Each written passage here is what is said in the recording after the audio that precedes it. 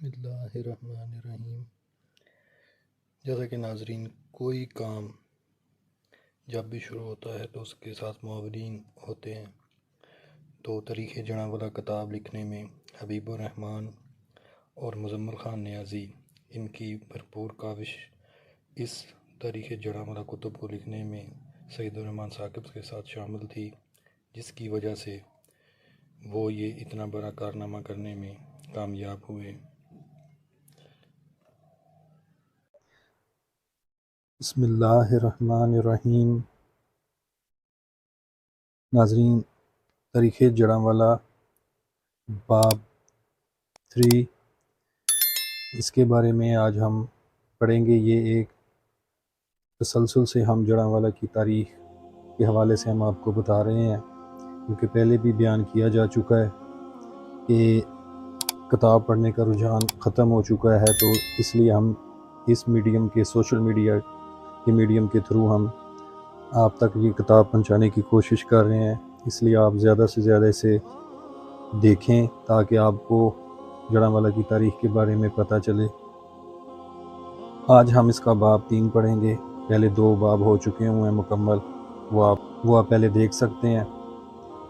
تو آج ہم سٹارٹ کرتے ہیں جی۔ باب 3، جڑاں والا میں ہڑپہ تہذیب کا امکان۔ جڑاں والا اور ہڑپہ کی علاقائی و تہذیبی قربت کی بنیاد پر اس امکان کو غلط قرار نہیں دیا جا سکتا کہ جڑاں والا میں ہی ہڑپہ تہذیب کے آثار موجود ہوں گے۔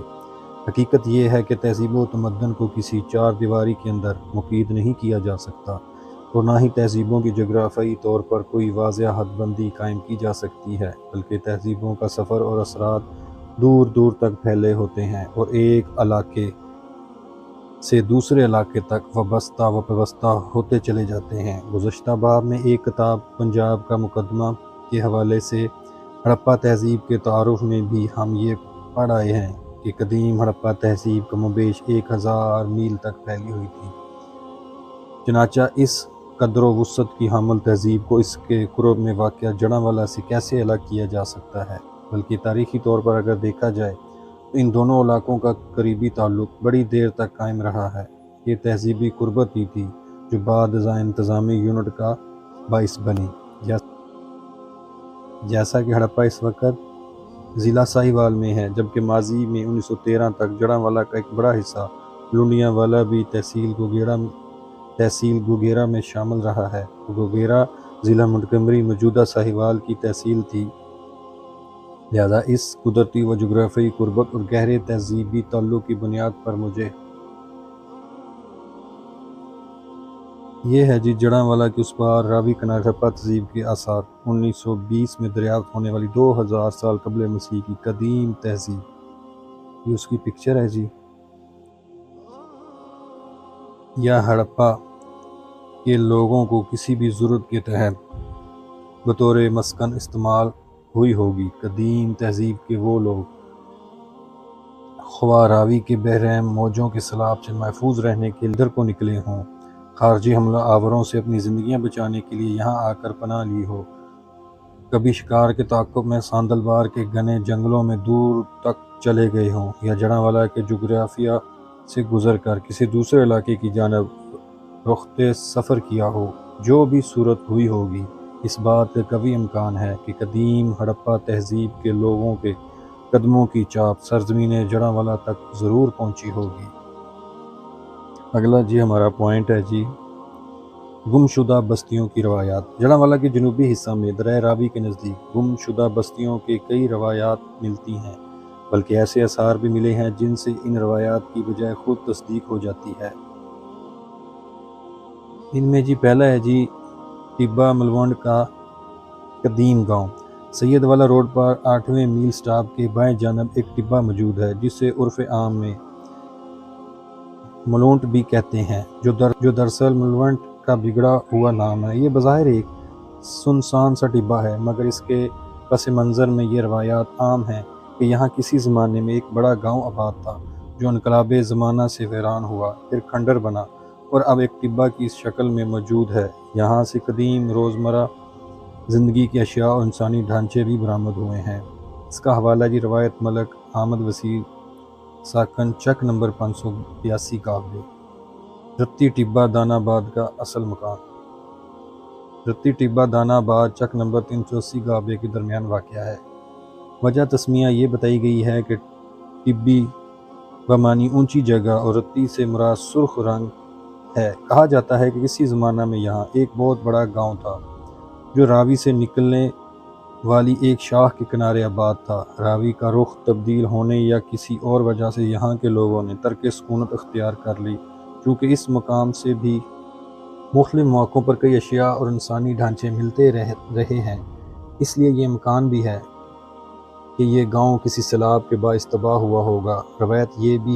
دوسری روایت یہ بھی ہے کہ رتی ٹبہ موجودہ تاریخی گاؤں دانہ آباد کا پہلا اور قدیم مقام تھا۔ یہ موضع پہلے پہل دانہ داس کے نام سے رتی ٹبی کی جگہ موجود تھا، بعد ازاں بستی کا نام اور مقام تبدیل ہو گیا۔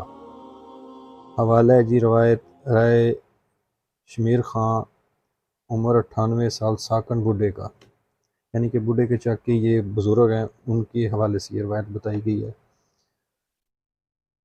نیکسٹ ہے جی قبرستان میں بستی کی روایت۔ جڑانوالہ کے جنوبی حصہ میں وسیع رقبے کا حامل ایک قدیم مدرسہ قبرستان۔ کہا جاتا ہے کہ زمانہ قدیم میں یہاں ایک بستی آباد تھی جو امر الہی سے زمین میں دھنس گئی، چنانچہ پوری بستی کے غرق ہونے سے اس پورے علاقے کو قبرستان قرار دیا گیا۔ یہی وجہ ہے کہ اس قبرستان کا رقبہ زیادہ ہے۔ یہ بھی بتایا گیا کہ آج سے قریباً 20 سال پہلے جب متعدد مرتبہ بارشیں ہوئیں تو ان بارشوں سے اوپری سطح کی نرم مٹی پانی کے بہاؤ میں بہہ گئی۔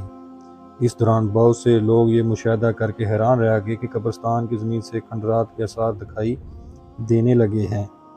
یہ آثار بہت سی دیواروں کی بنیادوں کے تھے جو مختلف سمتوں میں چلے جاتے تھے۔ اسی طرح یہ کھنڈر بڑی نفاست و احتیاط کے ساتھ ایک شہر کے نقشہ کی مانند ابھر کر سامنے آ گئے تھے۔ آج بھی یہاں کی بہت سے لوگ اس واقعے کی تصدیق کرتے ہیں۔ اس حوالے سے ایک قابل غور نکتہ یہ بھی ہے کہ قبرستان کے ساتھ لفظ مدرسے کا سابقہ بھی موجود ہے، اور سکول یا مدرسہ کبھی قبرستان یا ویرانوں میں قائم نہیں ہوتا، بلکہ منطقی طور پر کسی آبادی کے قریب یا کسی آبادی کے درمیان یا قریب میں ہی واقع ہو سکتا ہے۔ اس لیے قبرستان میں اگر کسی مدرسے کی موجودگی کا اقرار کیا جاتا ہے تو پھر مدرسے کے ساتھ کسی بستی کے موجودگی کا انکار بھی نہیں کیا جا سکتا۔ لہٰذا یہ امکان بعید از قیاس نہیں کہ وسیع قبرستان کی حدود میں کوئی بستی موجود ہوگی جو زمانہ قدیم میں کسی سماوی آفت کا شکار ہو گئی ہوگی۔ اس کا حوالہ جی روایت دوست محمد ولد میاں سراج عمر 92 سال ساکن کھو کالے کا ملکہ ڈھاری مدرسہ قبرستان۔ نیکسٹ ہے جی ہمارا پوائنٹ ٹبہ ننگراں والا۔ چک نمبر 587 گاہ بے کی مشرقی سمت وسیع و عریض رقبے پر مشتمل ایک اونچا ٹبہ موجود ہے جسے عرف عام میں ٹبہ ننگراں والا کہتے ہیں۔ اس ٹبہ سے کئی کہانیاں منسوب ہیں۔ کہا جاتا ہے کہ صدیوں پہلے یہاں ایک بڑا گاؤں آباد تھا جو مختلف روایات کے مطابق کسی زلزلے، سیلاب یا آفت کا شکار ہو گیا، بعد ازاں کھنڈر میں تبدیل ہوا اور اب ٹبے کی شکل میں مختصر ہو کر رہ گیا ہے۔ قریبی آبادی چک 587 کے کئی معزز افراد کے مطابق اس ٹبہ سے قدیم طرز کا بنا پانی کا گھڑا، بما، ڈھکنا، لوہے کا چٹھو، دور کی دیگ اور سونے کے زیورات کے کئی حصے لوگوں کے ہاتھ لگتے رہے ہیں، جبکہ ٹبہ کے ساتھ زمین میں دفن گولائی کی صورت میں بڑی پختہ اینٹیں بھی ملی ہیں۔ ایک اینٹ تقریباً 1.5 مربع فٹ پر مشتمل تھی۔ یہاں کے بزرگوں کے مطابق یہ کسی کنویں کے آثار تھے جو یقیناً قدیم زمانہ سے تعلق رکھتا ہوگا۔ تھوڑی سی کھدائی کر کے گہرائی میں موجود اینٹوں اور کنویں کو اب بھی دریافت کیا جا سکتا ہے۔ ٹبہ کی وجہ تسمیہ کے متعلق بزرگوں نے بتایا یہ ٹبہ ایک نوجوان گڈریا کا مستقل ٹھکانہ تھا، جبکہ مقامی زبان میں نوجوان کو نینگر کہتے ہیں، لہٰذا یہ ٹبہ اسی نینگر نوجوان سے منسوب ہو کر ٹبہ ننگراں والا مشہور ہو گیا۔ روایت مزمل خان نیازی ولد عبدالجبار خان نیازی بذریعہ چچا چیئرمین ساکن چک نمبر 587 گاہ پہ۔ اونچے ٹبوں کی حقیقت۔ قدیم آبادیوں کی خاص پہچان یہ بھی ہے کہ وہ میدانی علاقوں میں قدرے اونچے مقام پر واقع ہوتی ہیں۔ مقام کی یہ اونچائی دراصل پرانے مکانوں کو گرا کر اس ملبہ پر نئے گھر کی تعمیر سے وقوع پذیر ہوتی ہے، اور جب یہ عمل نسل در نسل ضرورتاً دہرایا جائے تو پھر ایسی آبادیاں قرب و جوار کی زمین سے نسبتاً اونچی ہو جاتی ہیں۔ مختلف علاقوں کی قدیم آبادیوں کے مشاہدے سے اس نظریہ کی تصدیق کی جا سکتی ہے، جبکہ جڑانوالہ کے قدیم موضوعات مثلاً دانا آباد، پنڈی عیسیٰ اور گنیز پور وغیرہ کے اونچے مقامات پر موجودگی بھی اسی امر کی دلیل ہے۔ چنانچہ اس دلیل کی روشنی میں ایک ہموار میدانی علاقے میں ٹبہ ملوند، رتی ٹبی، ٹبہ ننگراں اور اس جیسے دیگر مقامات کا موجود ہونا بجائے خود معنی خیز ہے، بلکہ ان ٹبوں کے پس منظر میں روایات اور آثار و علامات کی تصدیق ان کی تاریخی حیثیت پر سند کا جواز ہے۔ یہ بظاہر خاموش و ویران ٹبے دراصل ماضی کے کسی طوفان انگیز تاریخ کا پتہ دیتے ہیں۔ نیکسٹ ہے جی، اگلا پوائنٹ ہے جی، قبل مسیح اشیاء کی دریافتیں۔ چک نمبر 380 گاہ بے جاتے ہوئے رتی ٹبہ کی ملکہ زمین سے پکی مٹی کے ٹوٹے ہوئے برتن، پتھر کے گھڑے اور کچی مٹی کی ہاتھ سے بنی ہوئی لمبی سلیں بھی دریافت ہوتی رہی ہیں۔ رتی ٹبہ سے ملکہ علاقے میں رائے شمشیر کے بقول راجبہ کی کھدائی کے دوران اسے اوپر تلے 3 مٹی کے برتن ملے۔ ان برتنوں کے اندر سے رنگدار بھوسی نما خاک برآمد ہوئی۔ اس بزرگ نے خیال ظاہر کیا یہ خاک برتنوں کے اندر رکھی ہوئی اجناس تھیں جو طویل عرصہ گزرنے پر خاک نما بن گئیں۔ رائے شمشیر نے اس ٹبی سے ملکہ علاقوں میں بڑی بڑی انسانی ہڈیاں برآمد ہونے اور انہیں دوبارہ دفن کرنے کی چشمدید گواہی بھی دی۔ اسی طرح ٹبہ ملوند سے ملنے والی دریافتوں کے پیش نظر اس میں کوئی شبہ نہیں کہ یہاں ایک گنجان گاؤں آباد تھا۔ مختلف کھدائیوں کے درمیان یہاں مختلف چیزیں ملتی رہی ہیں۔ چونکہ ٹبہ ملوند سے ملکہ حامد وزیر کا رقبہ ہے، اس لیے ہم نے مناسب سمجھا کہ حامد وزیر کی چشمدید شہادت کو ہی اس موضوع میں شامل کیا جائے۔ ان کے بقول ایک مرتبہ ٹبہ کے ساتھ کڑا مارتے ہوئے گڑ بنانے والے کڑا کے سائز کی پکی مٹی کی بڑی پرات نکلی، مگر ٹریکٹر کے طاقتور ہلوں کے باعث ٹکڑے ٹکڑے ہو گئی۔ اسی جگہ سے پکی ہوئی مٹی کے بڑے بڑے گول گولے بھی برآمد ہوئے۔ ایک اور بڑی اعلیٰ نما چیز بھی دریافت ہوئی، جس کے متعلق پتہ چلا کہ یہ چک ہے جس سے کمہار مٹی کے برتن بناتے ہیں۔ یہاں سے مٹی کے برتن اور ٹوٹے ہوئے ٹکڑے بھی برآمد ہوتے رہتے ہیں۔ حامد وزیر نے یہ بھی بتایا کہ اسی ٹبہ سے ملکہ مربع نمبر 11 اور قلعہ نمبر 18 میں کڑا لگنے کے دوران کچھ قدیم اینٹیں بھی برآمد ہوئی تھیں۔ یہ اینٹیں مستطیل تکون کی شکل میں تھیں جو ہاتھ سے بنی ہوئی۔ جی، قرآن مجید میں مذکور قدیم تہذیبوں سے موازنہ۔ بزرگوں کے مذکورہ بیانات کی روشنی میں ہم نے اپنی تحقیق کو مزید آگے بڑھایا۔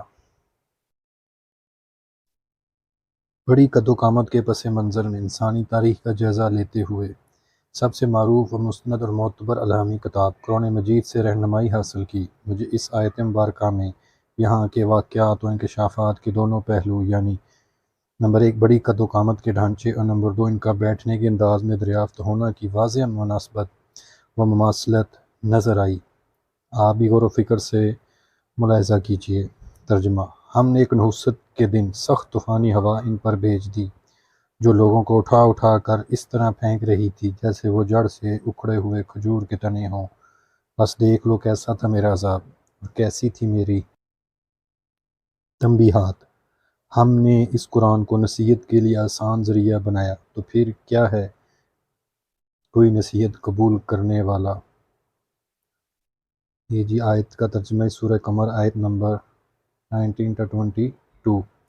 اس آیت میں قوم عاد پر عذاب الہی کے مسلط ہونے کا تذکرہ ہے اور ان افراد کی بڑی قد و قامت کو جڑ سے اکھڑے ہوئے کھجور کے لمبے تنوں سے تشبیہ دی گئی ہے۔ آیت کریمہ میں جس قوم کا احوال بیان کیا گیا ہے یہ قبل مسیح کی قدیم قوم عاد کا واقعہ ہے جو اپنے گناہوں کے باعث عذاب الہی کے مستحق ٹھہری تھی۔ چنانچہ قرآن مجید میں قوم نوح اور عاد ثمود کا تذکرہ مختلف مقامات پر ملتا ہے جو قرآن نے اپنے واقعاتی حسن و تسلسل میں مثالوں کے طور پر انسانوں کی ہدایت و نصیحت کے لیے بیان کیے ہیں۔ ورنہ تو دنیا اس قدر محدود ہے اور نہ اس کا تذکرہ اتنا مختصر۔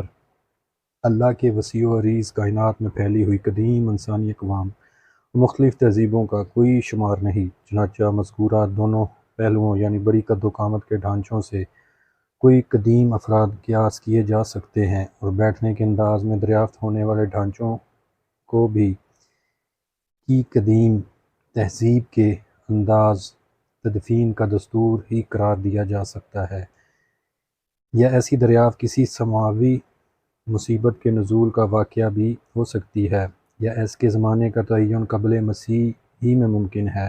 بائبل کے پرانے نسخوں اور یونانی و لاطینی تحریروں میں انسانی تاریخ کی قدیم تہذیبوں کا ذکر موجود ہے۔ قرآن مجید میں بھی قوم نوح، عاد و ثمود، لوط اور آل فرعون کا تذکرہ متعدد جگہ پر تفصیل سے ملتا ہے۔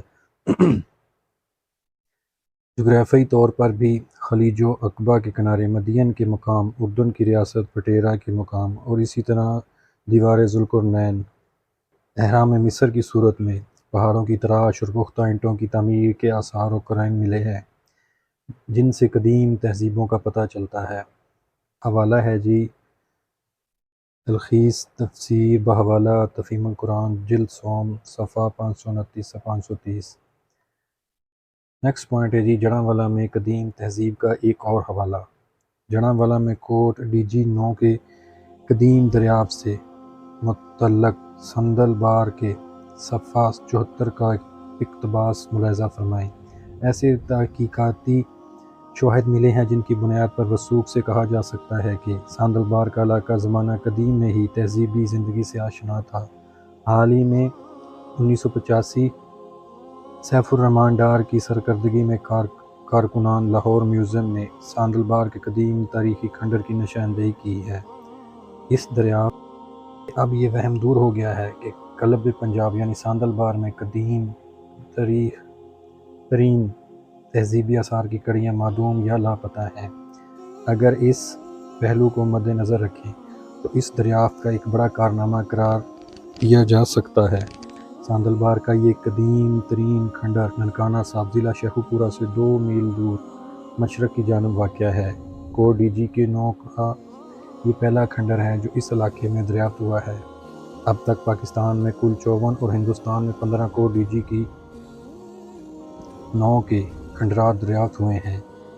ان میں 40 کھنڈرات بہاولپور میں واقع ہیں اور 14 کوٹ ڈی جی جلیل پور، ہڑپہ، سرائے کھولا، جھنگ، بھنز، کھنڈا، پنڈی، نوشہرہ، ہتھیال، سرکب، گوملہ، اتھالہ، رحمان ڈھیری، لیوان، ترکائی قلعہ اور اسلام چوکی کے علاقوں میں پائے جاتے ہیں۔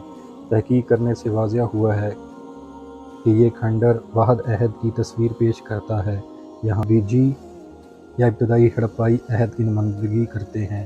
ان میں مٹی کے ظروف کے ٹھیکرے، منکے، شختہ چوڑیاں جیسی اشیاء ملتی ہیں۔ حوالہ ہے جی ساندل بار صفحہ نمبر 74 مصنف احمد غزالی۔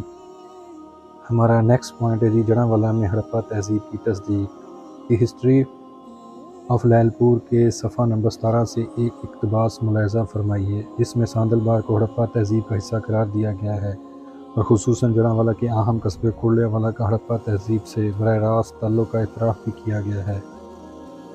جڑاں کی دریافتوں پر اعتراض اور ماہر آثار ڈاکٹر حسن دانی کی رائے۔ جڑاں میں ظہور پذیر ہونے والے آثار ان کے قدیم ہونے سے متعلق خیال پر درج ذیل اعتراضات اٹھائے جا سکتے ہیں۔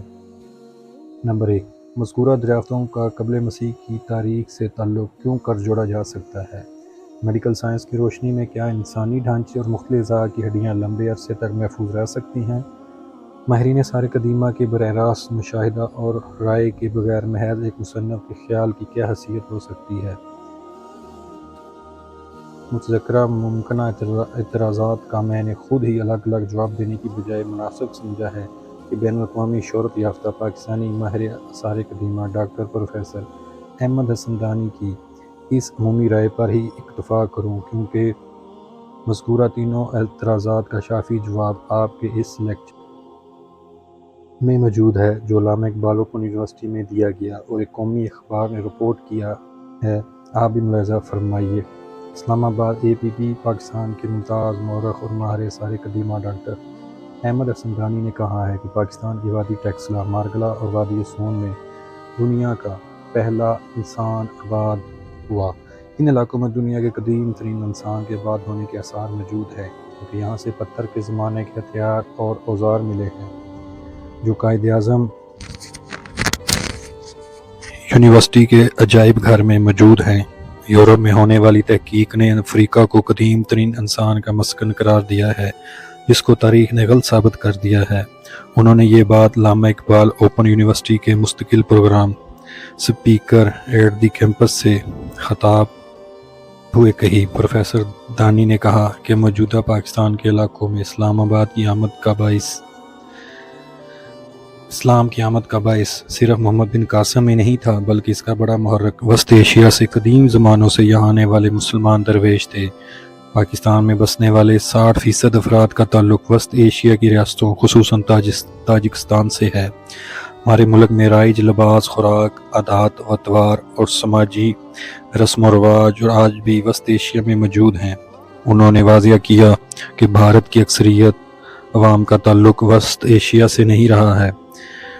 ڈاکٹر دانی نے کہا کہ افریقہ سے تو یورپ نے قدیم ترین انسان کا ڈھانچہ برآمد کر لیا ہے، لیکن ہمارے خطے سے کوئی انسانی ڈھانچہ نہیں ملا۔ اب یہ ہمارے نوجوانوں پر فرض عائد ہوتا ہے کہ وہ اپنے علاقے سے قدیم ترین انسان کے ڈھانچے یا کھوپڑیوں کے سال حاصل کرنے کے لیے کام کریں، کیونکہ انسانی کھوپڑی آسانی سے ضائع نہیں ہوتی۔ انہوں نے بتایا کہ دنیا کی قدیم ترین یونیورسٹی بھی اس علاقے میں ہزاروں سال پہلے ٹیکسلا میں موجود تھی، جس میں مذہب اور سائنس کی تعلیم دی جاتی تھی۔ تقریب سے Dean Faculty of Social Sciences Professor Najeeb Ahmed Khan Abdul Basit Mujahid نے بھی خطاب کیا۔ حوالہ جی روزنامہ خبریں لاہور اور 20 دسمبر 2004۔ پروفیسر دانی نے اپنے اس لیکچر میں دیگر عام باتوں کے علاوہ پتھروں کے اوزار اور ہتھیاروں کے استعمال کو ابتدائی زمانہ قرار دیا ہے۔ جڑانوالہ کے کھنڈرات سے بھی ملنے والی پتھر کی چوڑیاں، کڑے اور مٹی سے بنی آگ میں پکائے گئے بڑے گولے اس بات کا ثبوت ہیں کہ یہ پتھر کے زیورات تھے۔ پکی مٹی کے گولے چوٹ لگانے کے ہتھیار تھے۔ اسی طرح انسانی ڈھانچے اور کھوپڑیوں کے ضائع نہ ہونے متعلق بھی ان کی رائے موجود ہے، اور میڈیکل سائنس کے مطابق انتہائی ناموافق حالات کے بغیر انسانی ڈھانچے خصوصاً کھوپڑی اور ریڑھ کی ہڈی ہزاروں سال تک محفوظ رہتی ہے۔ چنانچہ اس بین الاقوامی ماہر آثار قدیمہ کی حیثیت سے ڈاکٹر پروفیسر حسن دانی کی اس عمومی رائے کے تناظر میں جڑانوالہ سے دریافت ہونے والی بڑی کھوپڑیوں، پتھر کے زیورات اور چوٹ لگانے کے ہتھیاروں کے قدیم ہونے پر کسی اعتراض کی کوئی گنجائش نہیں باقی رہتی، بلکہ ان جملہ دریافتوں کو قبل مسیح یا زمانہ قدیم کی علامات قرار دیا جا سکتا ہے۔ اپنے فیلڈ ورک کے دوران مجھے اس بات کی ہمیشہ خلش رہی کہ مذکورہ دریافتوں میں سے کوئی بھی محفوظ شکل میں موجود نہیں تھی۔ ان میں سے کوئی چیز بھی اگر میرے ہاتھ لگتی تو میں اسے پنجاب یونیورسٹی شعبہ جیولوجی کے ریسرچ یونٹ کو ضرور پہنچاتا۔ البتہ میں نے یہ ضروری سمجھا کہ جڑانوالہ میں ہڑپا تہذیب کے آثار کے خیال کو کتاب کا حصہ بنانے سے قبل مختلف اہل علم کے زیر بحث لاؤں۔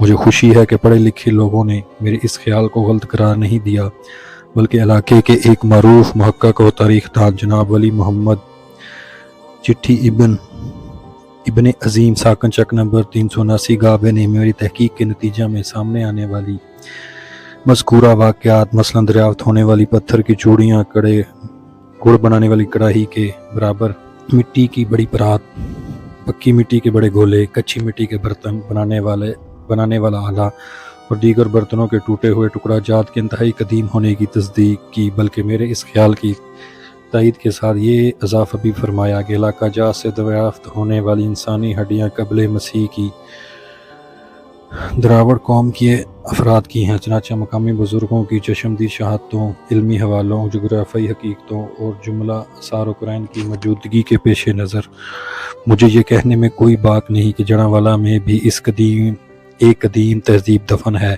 اور اپنے سیاق و سباق کے حوالے سے وہ ہڑپا تہذیب ہی ہو سکتی ہے یا اس جیسی کوئی اور قدیم تہذیب۔ نیکسٹ پوائنٹ ہے جی ہمارا لفظ جانگلی کی تحقیق۔ راوی بیلٹ کے ساتھ بولی جانے والی سرائکی نما پنجابی زبان کو عرف عام میں جانگلی سے موسوم کیا جاتا ہے اور اس مخصوص لب و لہجے کے حامل افراد کو جانگلی کہا جاتا ہے۔ یہ لفظ دراصل وسیع تاریخی پس منظر رکھتا ہے اور ایک پوری کتاب لکھے جانے کا متقاضی ہے۔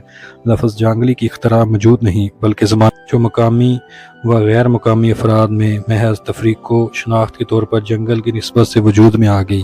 اس میں نہ تو کوئی تناہی تھی اور نہ ہی کسی کی تحقیر مقصود تھی۔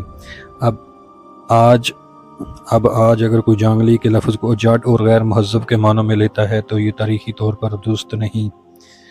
افسوس تو اس بات کا ہے کہ تاریخ سے عدم واقفیت کی بنا پر ہماری نئی نسل لفظ جانگلی سے معذرت خواہ رویہ اختیار کیے ہوئے ہے، بلکہ کئی نوجوان تو ایسے بیزار ہیں کہ ان کے متبادل راوین یا کوئی اور لفظ لانے پر مصر نظر آتے ہیں، حالانکہ یہی تو ایک لفظ ہے جو یہاں کے باشندوں کا اس سرزمین سے اور یہاں کی قدیم تہذیب سے ناطہ جوڑتا ہے۔ لہٰذا انہیں اپنی قدیم شناخت اور خالص حیثیت پر فخر ہونا چاہیے اور اس لفظ کو اس کے اصل تاریخی پس منظر میں قبول کر لینا چاہیے۔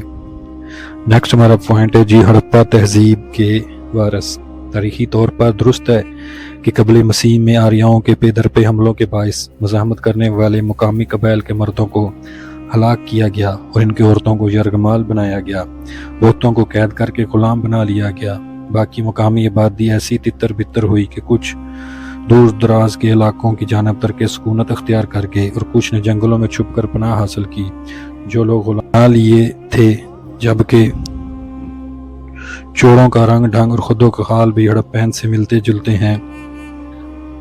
اس طرح خود ساندل بار کی وجہ تسمیہ سے متعلق یہ روایت عام ہے کہ ساندل ایک سردار کا نام تھا جو نسبتاً چوڑا تھا اور اپنے ایک مخصوص کردار کے باعث اس وسیع بار کی شناخت بن گیا۔ دوسری جانب آریاؤں کے خوف سے جنگل میں پناہ لینے والے ہڑپین قبائل نے نسل در نسل ویرانوں کو ہی اپنا ٹھکانہ بنائے رکھا۔ ابتدائی زمانہ میں یہ لوگ حشرات الارض، چرند پرند اور جنگلوں کے جملہ اقسام جانوروں کا شکار کر کے اپنا گزر بسر کرتے۔ ان لوگوں نے تاریخ کے اس جبر میں معاشرتی ترقی و تبدیلی کے عمل سے تو خود کو دور رکھا، مگر اپنی تہذیب و ثقافت اور زبان کے لقب و لہجہ کو اس کی اصل حیت کے ساتھ محفوظ کر لیا۔ شہروں میں چونکہ سہولت، آسائش اور روزگار کے مواقع زیادہ ہوتے ہیں، اس لیے نقل مکانی کا رخ بھی شہروں کی جانب ہوتا ہے، جو شہروں میں آبادی کے وسعت و کثافت کا سبب بنتا ہے۔ آبادی کے اس ارتکاز میں مختلف رنگ و نسل، مزاج، خیال، مختلف عادات و اطوار، علمی و فنی حیثیت اور مختلف جغرافیائی و تاریخی پس منظر رکھنے والے لوگ اکٹھے ہو جاتے ہیں اور اس طرح ایک مخصوص کلچر پروان چڑھتا ہے۔ لہٰذا مذکورہ وجود کی بنا پر شہروں کی زبان و ثقافت ملغوبہ تو ہو سکتی ہے، خالص قرار نہیں دی جا سکتی۔